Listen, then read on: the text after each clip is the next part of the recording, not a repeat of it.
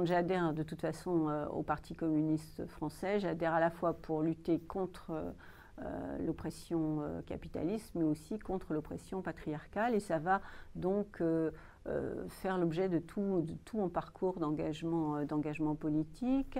Et quand en 2000, je deviens secrétaire départementale du Val-de-Marne du Parti communiste français, eh bien, en 2003, Marie-Georges Buffet me demande d'être responsable nationale à l'égalité entre les femmes et les hommes et au féminisme. Et là, jusqu'en 2014, je vais mener une bataille pour qu'effectivement, non seulement dans les textes du Parti communiste français, il y ait évidemment ces problématiques qui soient prises en compte, mais également qu'on soit très présent et présente avec les organisations féministes pour faire progresser les droits des femmes.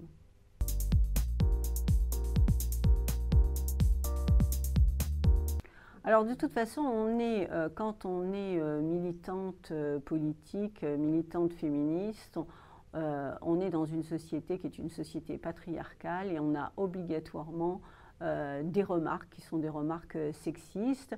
On a aussi des comportements qui sont sexistes et il faut sans arrêt effectivement réaffirmer notre droit à l'égalité. Et à partir de là, il faut, je dirais, remettre les pendules à l'heure. C'est-à-dire que des petites remarques, on en a sans arrêt. Notamment, par exemple, on s'adresse à vous en disant « Madame le sénateur », moi je suis désolée, je suis Madame la sénatrice, ou bien dans des débats politiques, on va parler les hommes politiques ceci, et on ne dit pas les femmes politiques, et même vous n'êtes pas interpellé en tant que femme politique. Donc moi, à chaque fois, je remets les choses à l'endroit, et je me présente comme étant une femme politique engagée, et je le revendique, et je veux que les titres qui me sont attribués soient des titres qui soient féminisés, parce que c'est moi qui les porte. Voilà. Et quand on se bat pour faire avancer un certain nombre de lois, on a le droit dans l'hémicycle, avec beaucoup de courtoisie, parce que le Sénat est une vénérable assemblée, une haute assemblée, et à partir de là, on va me demander d'avoir de la patience et donc d'attendre que les choses se fassent progressivement, ce à quoi je réponds, écoutez, on est en 2022, je crois que les femmes ont fait preuve de patience et que maintenant, il faut peut-être passer à la vitesse supérieure. Et heureusement, parce que si on arrive à conquérir des droits, ce n'est pas seulement parce qu'on a telle ou telle responsabilité élective, mais c'est parce qu'on arrive à faire bouger les rapports de force grâce au mouvement des associations féministes qui, sur le terrain, se bagarrent. Et moi, je le conçois comme ça, c'est-à-dire qu'à la fois, je suis avec les associations féministes parce que je suis féministe dans la rue, sur le terrain, et en même temps, je me fais l'écho des revendications que nous portons jusqu'à dans l'hémicycle pour effectivement le traduire dans la loi, parce que la loi est un point d'appui pour faire progresser les droits des femmes.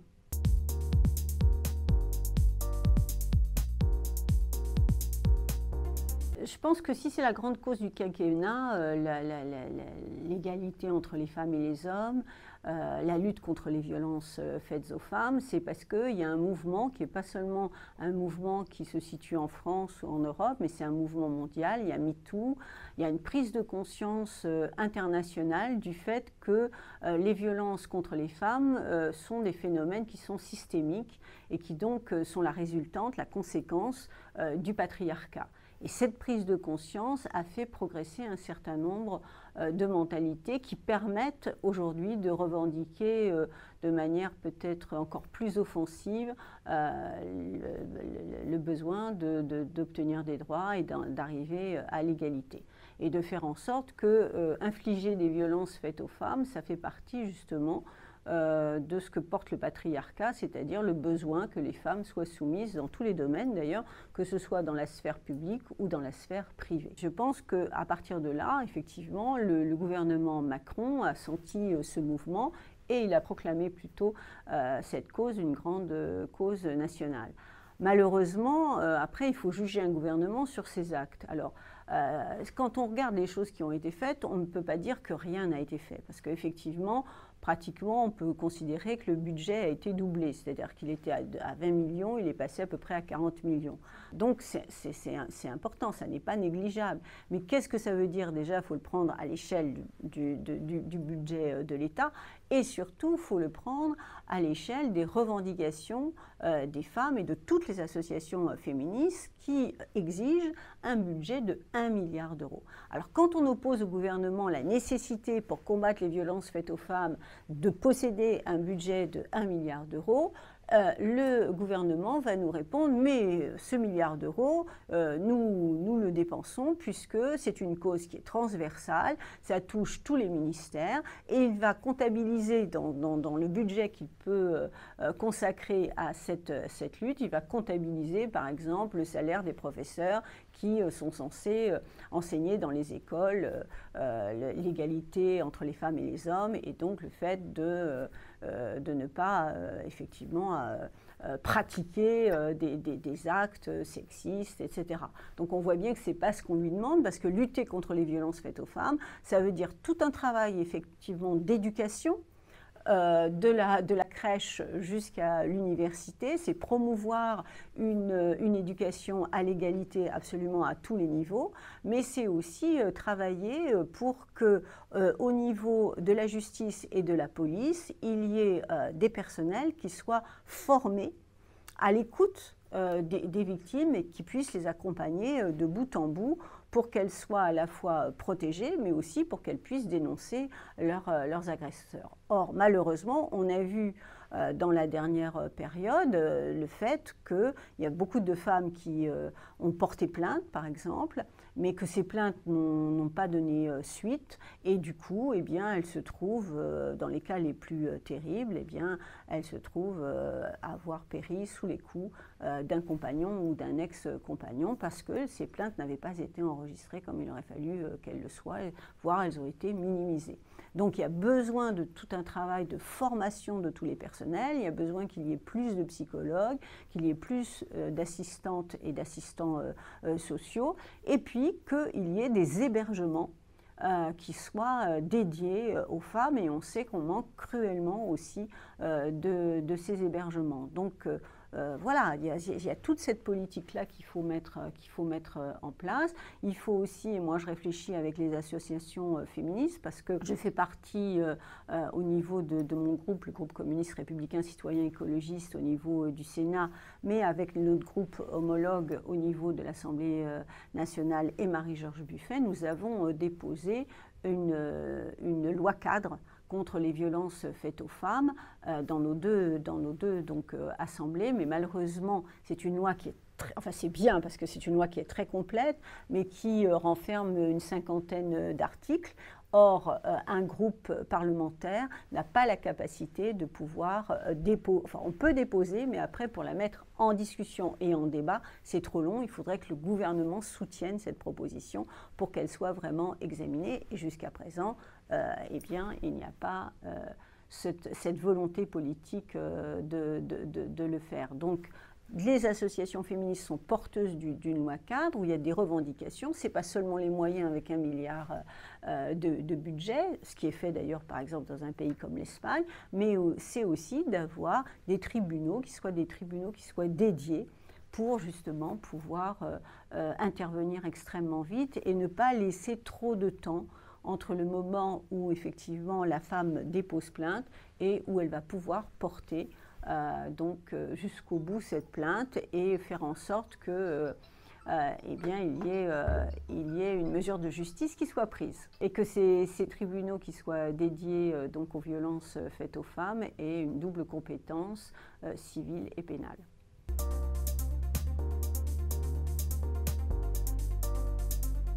Bien justement, je veux dire que si on se bat pour l'égalité entre les femmes et les hommes, on se bat dans tous les domaines de la vie. Donc à la fois, je l'ai dit, dans la vie privée, mais aussi dans la vie publique. Dans la vie publique, il y a différentes sphères. Et il y a d'abord la sphère du travail. Or, aujourd'hui, les femmes ne sont pas à égalité avec les hommes, puisqu'elles n'ont toujours pas à compétence égale un salaire égal. Donc, je pense qu'il est extrêmement important que ce soit à l'Assemblée nationale ou au Sénat, les parlementaires d'une manière générale fassent en sorte que les lois soient appliquées. Or, il y a plus de 10 lois qui ont été votées dans nos deux chambres et qui mettent en avant l'égalité professionnelle dans toutes ses dimensions. Et ces lois ne sont pas appliquées puisque nous n'avons toujours pas obtenu l'égalité salariale.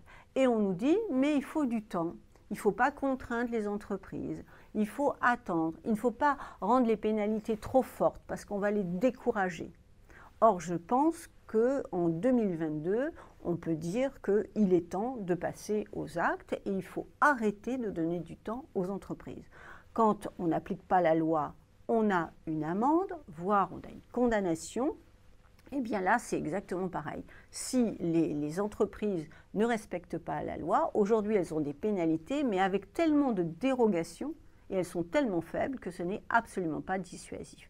Donc il faut faire autrement, il faut rendre les pénalités beaucoup plus fortes déjà, et puis je pense qu'il faut aussi récompenser, entre guillemets, eh bien, les entreprises qui sont vertueuses. Aujourd'hui, il y a des entreprises qui, effectivement, font des efforts importants au niveau de l'égalité professionnelle. Eh bien, ces entreprises-là doivent pouvoir bénéficier de subventions pour les encourager et pour permettre de montrer que quand on veut, quand on en a la volonté politique, eh bien, on peut. Donc il y a une bataille à mener au niveau de la sphère professionnelle. Aussi, alors j'ai parlé effectivement des entreprises avec l'égalité salariale, mais c'est aussi l'accès à tous les métiers, sans aucune discrimination.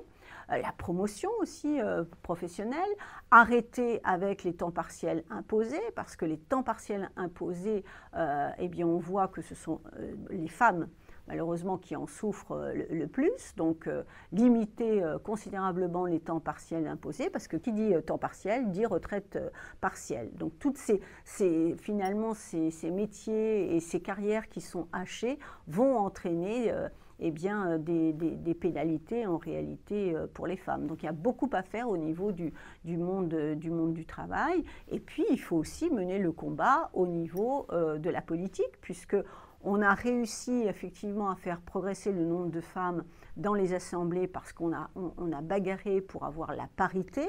Mais là encore, on voit que c'est possible par exemple dans un conseil régional, dans un conseil départemental, mais on voit que c'est beaucoup plus compliqué au niveau parlementaire, que ce soit au niveau de l'Assemblée nationale ou au niveau du Sénat, c'est-à-dire quand on n'a pas affaire à des listes. À ce moment-là, eh bien, on voit que le nombre des femmes recule considérablement et qu'il y a toujours de bonnes excuses pour ne pas présenter des femmes ou alors pour les présenter dans des circonscriptions qui ne sont pas gagnables. Donc on va mettre les femmes en première ligne. Et puis je trouve que dans la période que nous vivons là de pandémie, on a vu que les premières de corvée, ce sont les femmes et elles ne bénéficient d'aucun traitement de faveur, si je puis dire, c'est-à-dire qu'on n'a pas vu d'augmentation de salaire, on n'a pas vu de prise en compte de la pénibilité de leur métier, que ce soit au niveau des carrières du soin, des entretiens, je pense les carrières de femmes de ménage, etc., les caissières, on peut multiplier les exemples. Donc on voit bien que là, il y a une grande souffrance. Moi, en tant que sénatrice, je reçois beaucoup de personnel soignant, de personnel du médico-social, je pense aux aides à domicile, etc., qui sont totalement invisibilisées. Et on voit que le gouvernement, eh bien notamment avec son Ségur, en a oublié beaucoup. Donc il faut, au niveau de nos deux assemblées, légiférer sur ces questions précises. Et là, en tant que parlementaire communiste, on a beaucoup de propositions dans chacun de ces domaines. Mais on voit, hein, j'ai pris très rapidement le travail, la politique, l'éducation, et on pourrait encore élargir, puisque de toute façon, ça touche absolument tous les domaines.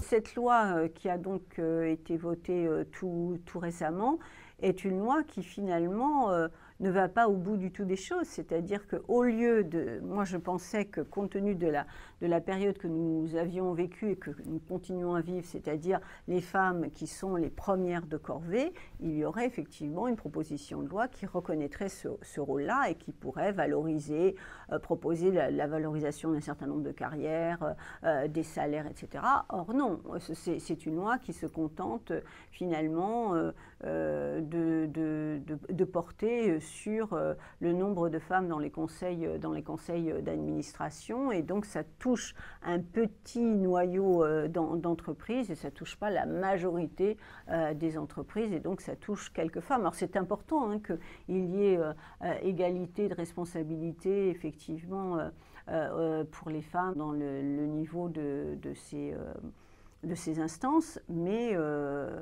c'est symbolique, c'est bien, mais c'est largement en deçà de ce qu'exigent aujourd'hui les femmes et ce qui pourrait aider, être un tremplin pour parvenir à l'égalité des droits.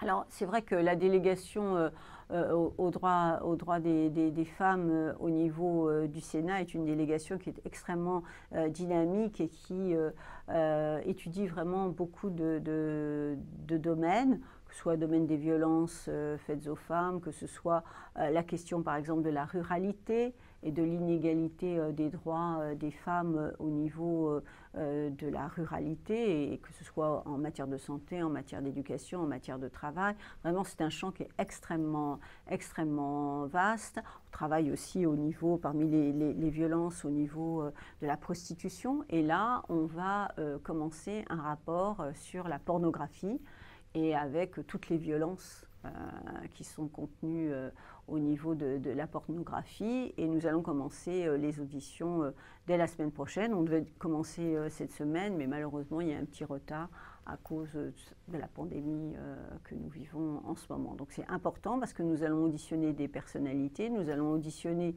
aussi eh bien, des personnes qui sont victimes de cette pornographie, et les violences sont vraiment terribles, et nous allons donc pouvoir avoir un rapport extrêmement dense, très renseigné, et pouvoir faire un certain nombre de recommandations qui, j'espère, inspireront le gouvernement, si ce n'est pas celui d'aujourd'hui, celui de demain.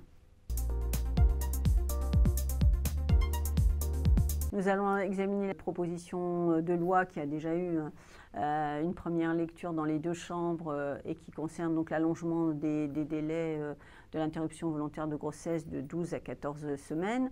On a vu, et notamment pendant cette période de pandémie, combien il était important d'allonger ces délais, parce qu'il y a de nombreuses femmes qui sont obligées aujourd'hui d'aller à l'étranger pour pouvoir bénéficier d'une interruption volontaire de grossesse. Donc c'est important d'allonger ce délai. Et ce matin, nous avons donc eu la présentation du rapport sur cette PPL, et malheureusement, eh bien, elle n'a pas été votée par la Commission, puisque la Commission a pour majorité à la fois LR et les centristes, qui ont voté contre parce qu'ils considèrent qu'il ne faut pas allonger le délai, qu'à partir du moment où on allonge les délais, on n'est plus face à un embryon, mais face à un fœtus. Et on a entendu des interventions que je pensais ne plus entendre en 2022, qui étaient complètement en décalage avec la réalité, à savoir que quand on pratiquait un avortement donc au-delà des 12 semaines, eh bien on entendait le craquement des ossements et des os, donc on ne pouvait pas pratiquer ce genre de choses et qu'il fallait en rester à 12 semaines. Voilà. Donc on voit qu'il y a encore beaucoup de travail à faire, à la fois en termes de persuasion, mais je crois aussi peut-être alerter les féministes pour qu'elles se mobilisent et pour faire en sorte qu'on modifie les rapports de force de telle sorte que cette loi soit votée. Alors, pour une fois, je me réjouis qu'il y ait la possibilité que l'Assemblée nationale, ayant le dernier mot, eh bien ce dernier mot fasse en sorte que la loi passe. Mais en tout cas, pour ce qui me concerne et pour ce qui concerne mon groupe, on va se batailler pour effectivement faire avancer cette question. Il y a 3 choses dans la proposition de loi. Tu as l'allongement des délais de 12 à 14 semaines, tu as la possibilité que les sages-femmes puissent pratiquer l'IVG instrumentale, et puis tu as la suppression de la double clause de conscience. Alors effectivement, on en a parlé, parce que en fait, un médecin qui aujourd'hui, un gynécologue qui aujourd'hui ne veut pas pratiquer l'interruption volontaire de grossesse, il n'a pas besoin de la double clause de conscience, parce que tout médecin, il y a déjà une clause de conscience. Et donc tout médecin, tout chirurgien qui ne veut pas pratiquer un acte quelconque parce qu'il est contraire à sa morale, parce qu'il est contraire à ce qu'il considère comme l'éthique, peut le faire. Mais pour l'interruption volontaire de grossesse, on a mis une seconde clause de conscience. C'est le seul acte qui possède une double clause de conscience. Mais il faut savoir pourquoi. C'est-à-dire quand la bataille a lieu dans les années 70 et que c'est porté par Simone Veil, suite au grand mouvement, à la grande mobilisation des féministes, il faut obtenir un consensus, il faut obtenir une majorité. Et cette majorité passait par cette double conscience pour dire qu'on protégeait les médecins, qu'on ne forcerait pas, etc. Mais aujourd'hui, on est en 2022. Donc à partir du moment où on a déjà une clause de conscience, pourquoi remettre un autre verrou? Eh bien, c'est bien parce qu'on considère les femmes comme n'étant pas en fait des êtres majeurs qui sont capables de prendre leurs décisions en leur âme et conscience, y compris quand on demande encore un délai de réflexion aux femmes, même s'il a été, comment dirais-je, il est de 2 jours. Ça veut dire qu'on considère que les femmes ont besoin d'être chaperonnées, d'être voilà, donc, et que donc les médecins doivent être protégés, mais on se demande de quoi? Parce que la réalité, c'est que les femmes qui n'ont pas le moyen de pouvoir aller à l'étranger, parce que c'est à peu près chaque année 2000 à 3000 femmes qui partent à l'étranger, plutôt 2000, ça veut dire que ces femmes-là, elles ne peuvent pas bénéficier d'un avortement parce qu'elles n'ont pas les moyens d'aller à l'étranger. Et puis celles qui vont à l'étranger, ça veut dire que finalement, on se décharge sur les pays voisins d'une responsabilité qui doit nous incomber, parce que du coup, quelque part, on les met en danger. Et il faut savoir que la majorité des femmes qui aujourd'hui ont recours à un avortement, une interruption volontaire de grossesse, étaient sous contraceptif. Donc ce n'est pas des femmes qui ont considéré que l'avortement, comme c'est dit aussi, l'avortement serait un moyen de contraception. Non, pour les femmes, l'avortement n'est pas un moyen de contraception. Mais simplement, pour des raisons X, Y, Z, la contraception qu'elles avaient choisie n'a pas fonctionné. Et elles se trouvent enceintes et c'est une grossesse non désirée. C'est quand même important peut-être de souligner ces éléments-là.